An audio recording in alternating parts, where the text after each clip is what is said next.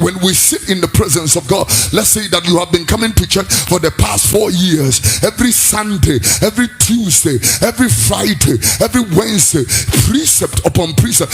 The word of God is for us, precept upon precept. Yeah, line upon line and line upon line. Here a little, there a little. By the time we are building momentum and capacity, we come to the place, ladies and gentlemen, where we begin to now grow into maturity and into the bearing of fruit.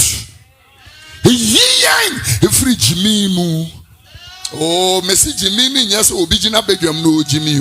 That's not what I'm talking about.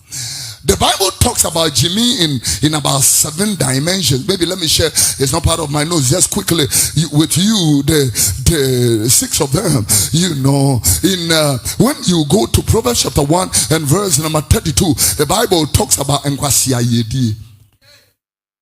Nkwasia Yedi ebesewom. In Ezekiel chapter 13 and verse number 3, the Bible talks about Nkwasia Yedi. In Jeremiah chapter number 23, verse number 13 to 15, the Bible talks about Nkwasiedi.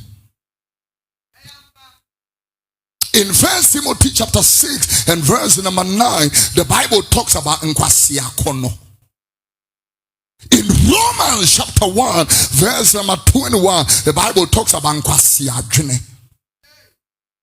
In Deuteronomy chapter number 32 and verse number 21, the Bible talks about Nkwasiamani.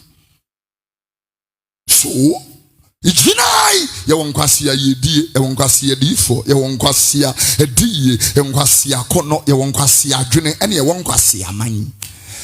The word of God will deliver you from all these spaces. And when the word of the Lord does that, Noah, I love it when the Bible was talking about, it was Solomon, and when he spoke to Solomon, the king, who had become a king at the age of only 16 years, in Proverbs chapter 5, verse number 3, he said, the word is going to deliver you from a strange woman. Yeah.